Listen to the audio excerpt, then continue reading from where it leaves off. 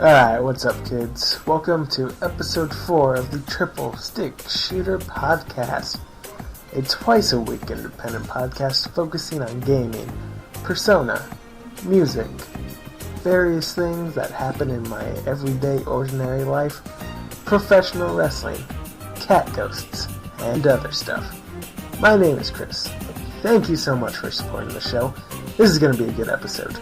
Today I will be giving a full review of Remember Me on the PlayStation 3, talk about notable happenings on WWE Monday Night Raw, give my thoughts on the live Persona concert that I watched, explain why I believe I am being haunted by cat ghosts. It's not as crazy as it sounds once you hear my explanation. And maybe even give a quick review of Ghost in the Shell to keep up with this incorporeal theme I have going on here. Alright, let's get the show kicked off with Remember Me for the PlayStation 3 and Xbox 360. I played on PlayStation 3, it shouldn't really make that much of a difference. Alright, before I start this review off proper, I must say I abhor button masher combo games. God of War, Devil May Cry, Street Fighter, all those arcade games, I don't like them. All of them, aside from Arkham City. Arkham City's cool. And I didn't mind this one too much. First off, let's talk about the combat. The meat of the game. The reason you might be playing the game. It's all about visual cues. You watch visual cues for where you have to jump when platforming.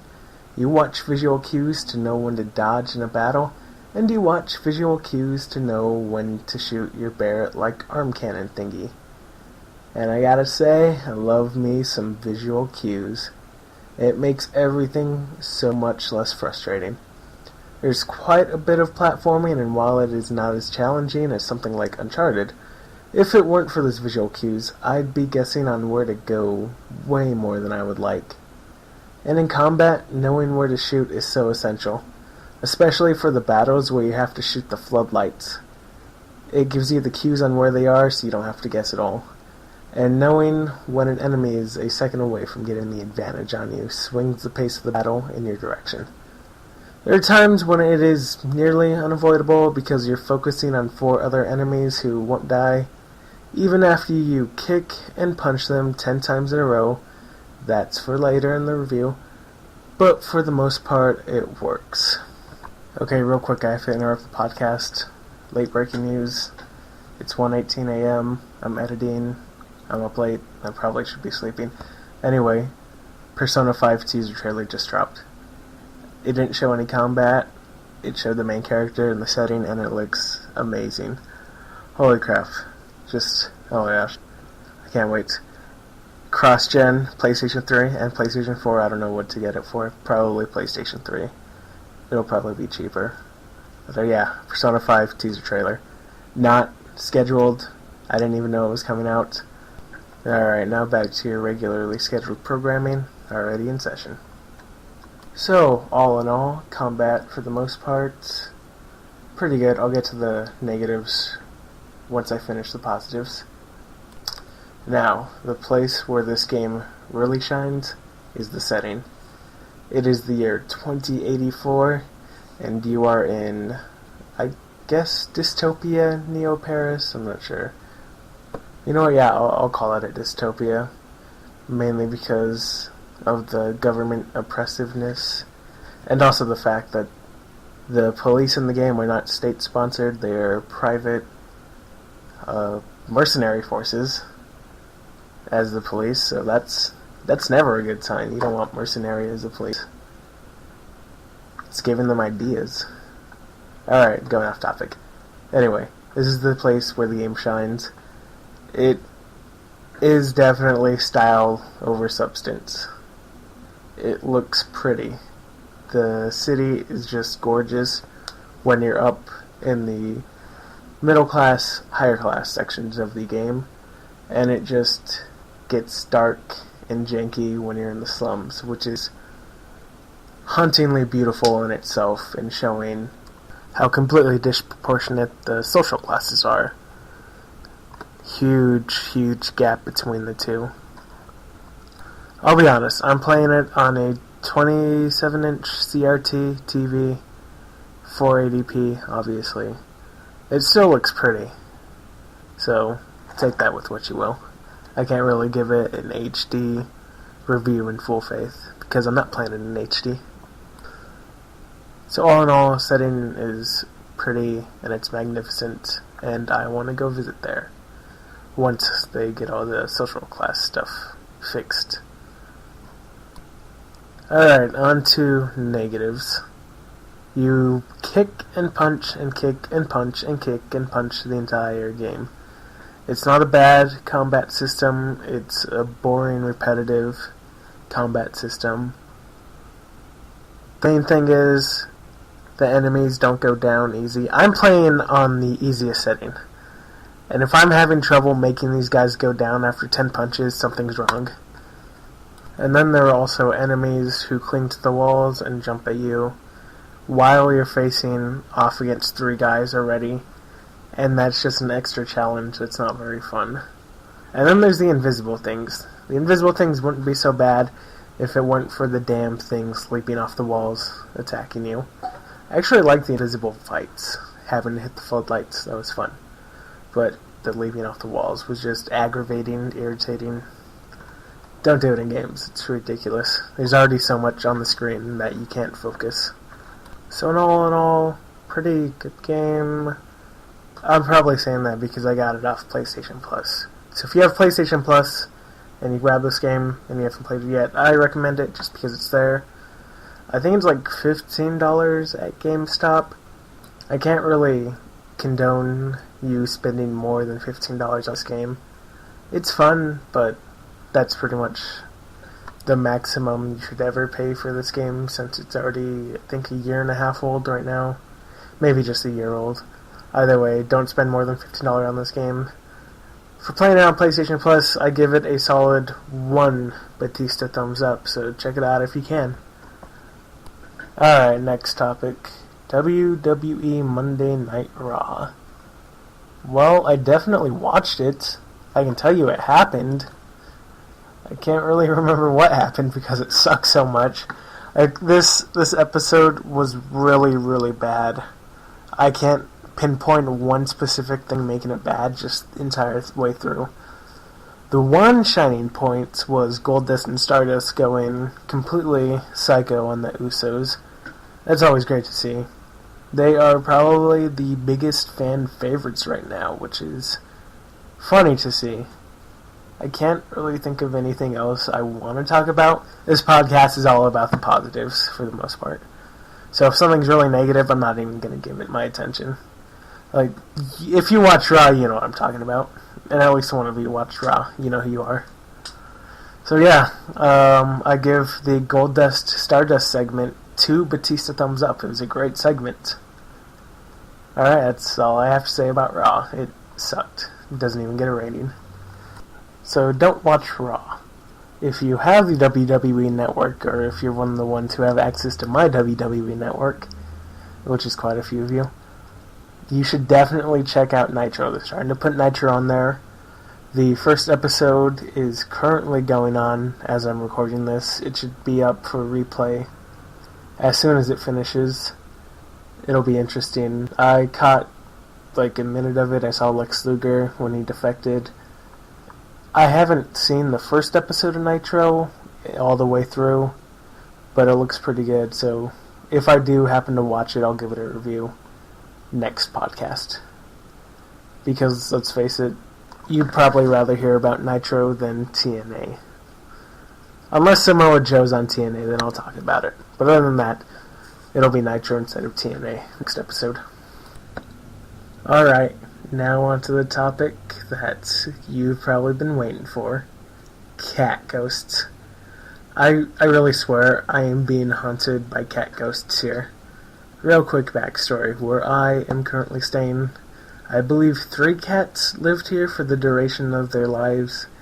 I really only remember one. His name was Jarvis, and I remember him because he was orange and Garfield's orange, so I used to think he was Garfield.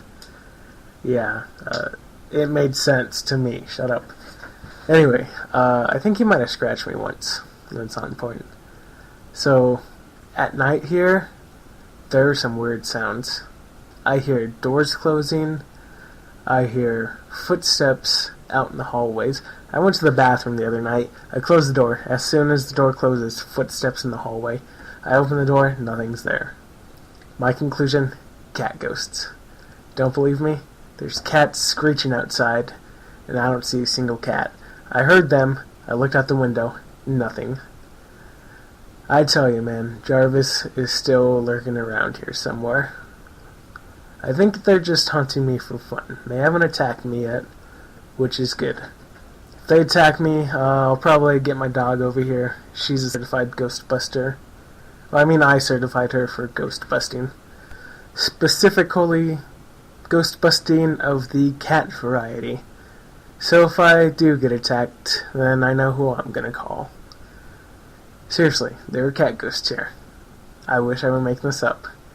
They're after me. They're probably listening to this podcast right now. It's not good. You hear that? You hear that static, that background noise? That's cat ghosts, man. Cat ghosts. Don't believe me? Go to a haunted house and check it out yourself. I give being haunted by cat ghosts 1.5 Batista thumbs up. It keeps me on my toes, keeps me entertained, scares the crap out of me, man. Seriously, their doors slam, and there's nothing. It's weird. I don't like it. So, yeah, cat ghosts. I want to believe. Alright, enough of my conspiracy madness. Let's head for the music section of this podcast. That track you heard at the top of the broadcast was Burn My Dread, the theme song for Persona 3. It was composed by Shoji Meguro, and the lyrics are sung by Yumi Kawamura. The reason I chose that specific track is because I want to talk about the Persona music concert I had a chance to listen to over the past few days. This is one of the best concerts I have ever seen. I have been scarcely to concerts in real life, but I have seen a lot on DVD. Let me tell you, this is one of the finest produced concerts I have ever seen. First off, let's not even talk about the music itself. The crowd. This crowd was on fire. Everyone that I saw in the arena had 2 glow sticks, one for each hand. And I believe there were about 20,000 people or so that filled out the arena. So just imagine 40,000 glow sticks all going in unison.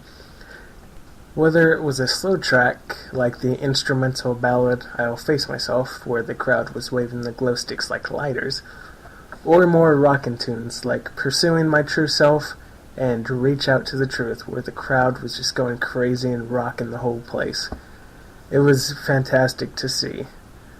And I believe every rock concert should be that way. Have the crowd just going crazy, everyone with a glow stick. Make it happen. Make it a law. I'd support it. Alright, let's actually talk about the music now. The cool thing about this concert is that there were 3 lead vocalists. Depending on the song, some of which were instrumental, the musicians would go on and off stage. I already mentioned one of the vocalists, Yumi Kawamura. The other 2 are Shihoko Hirata, who has a big role just like Miss Kawamura, and rapper Lotus Juice, who has a decent amount of exposure, most notably performing Mass Destruction with Miss Kawamura and Reach Out to the Truth, in which all 3 are on stage together. And that song actually serves as the encore finale of the concert, and it certainly feels that way with the high energy of all the musicians, dancers on stage, and even the lovable Teddy makes an appearance. That song, along with Time to Make History, are my favorite ones from this concert. In Time to Make History, I really love how Miss Hirata really shines as the sole vocalist on this song. The really cool thing about this song is each one of the instrumental musicians gets recognized, and each one gets to do a quick solo. Mr. Meguro himself actually serves as the lead guitarist in this concert, which is very cool to see. During his solo, he looks like a total boss, showing off his amazing guitar skills, showing that not only can he compose the hell out of music, he can play it too. Alright, the last song I'm going to talk about is I'll Face Myself, which starts off as a very somber instrumental ballad, that quickly turns into action battle music, just like in the game. The song flawlessly switches back and forth between the two tempos, which is amazing to see. This is a song where Mr. Meguro really shines in the guitar. He is predominantly featured during the real high-tempo parts of the song, and he makes the most out of his time in the spotlight. I really like the choreographed dancing that accompanies the music. It gives something to look at besides just the musicians, who can't really move since they are playing. Not to mention the audience, who are in unison with their glow sticks during the high-tempo parts of the song, and also the somber parts, using the glow sticks like you would a lighter at a concert, obviously. I absolutely love how the song ends. It goes out with the ballad part of the song, giving the piano player and the flute player adequate time to show off their skills. All in all, this is the pinnacle of video game music concerts. It doesn't get better than this. Really, I'm not exaggerating here. It is so amazing. Not just as video game music, but as music in general.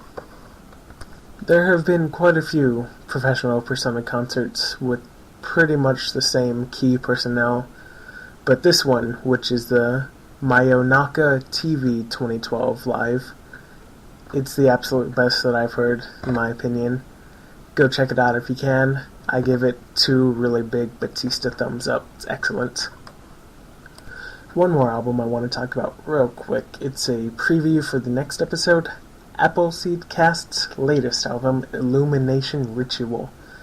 It's an indie rock album with huge post-rock influences in it. I've listened to it twice through already, and I'm going to listen to it a little bit more before I commit to a review. But so far, I'm really liking it. I'll be giving it the full review treatment next episode, so if you like post-rock, or don't know what post-rock is and want to learn more about it, stick around. Next episode, I'll have a good review for it.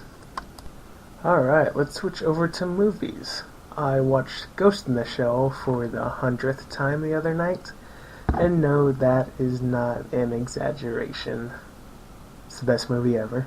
The best animated movie ever that I've ever seen. Yes, ever. Okay, anyway. I thought I would share my thoughts on it, despite it being nearly 20 years old. You know, maybe you haven't heard of it and want to check out really awesome anime cyberpunk. You should check it out. Quick plot review of it. This hacker, known as the Puppet Master, is causing havoc in 2029 Tokyo, and the police force have to deal with him. Which sounds like a pain, really. Anyway, this police force, known as Public Security Section 9, which is headed by Major Motoko Kusanagi, has been tasked to try to catch this elusive puppet master. I won't give away more than that, because that's all you really need to know. It's beautifully animated, so much cool stuff in this. I watched the dub because reading is annoying when the dub is good. It's a really good dub, one of the best for anime movies in general. The animation's just superb, the voice acting is great, the music is amazing. This is just me telling you to watch it. So, if you've never seen Ghost in the Shell before, go watch it. It's really, really good and really easy to track down. Or you can wait a few weeks. I believe the 20th anniversary Blu-ray edition is coming out September 20-something, whatever that first Tuesday in the 20s of September is. I believe that's when it's coming out. It's going to be like $25 on Amazon, which is totally worth it. I'm sure it's going to look absolutely beautiful on Blu-ray. Do not get Ghost in the Shell 2.0. They really mess with the animation. It's not worth it. Get either the DVD, that's just regular Ghost in the Shell, or wait for the special edition Blu-ray, which is going to be amazing. So, I give it 1.5 Batista thumbs up. You know what? I give it 2 Batista thumbs up, because it's amazing. So you should go check it out. Alright, so that will pretty much do it for this episode. Next episode, I will be reviewing the Go Home show for NXT before the big pay-per-view. Maybe talk about TNA. If Samoa Joe appears, I'll definitely talk about it. Go more in depth with Appleseed Cast. go rapid about the Persona 4 Golden Anime Ski Trip. It's gonna be one for the ages. And probably go on a 5-minute rant trying to convince you that you should go pre-order Persona 5 as soon as they allow it. Seriously, Persona 5, gonna be a bomb. You're gonna be left in the dust if you don't get it. It's gonna be the greatest thing ever. Persona 5. Did I mention it's coming out? It's gonna be a good game. Alright, hold up. Thank you for listening to the show. Questions, comments, complaints, concerns. Think I'm a Persona addict? Throw them down in the comment section. If you enjoy the show, go ahead and hit the subscribe button somewhere down there, and give me a like. Alright kids, stay safe. I'll see you next time on the Triple Stick Shooter Podcast.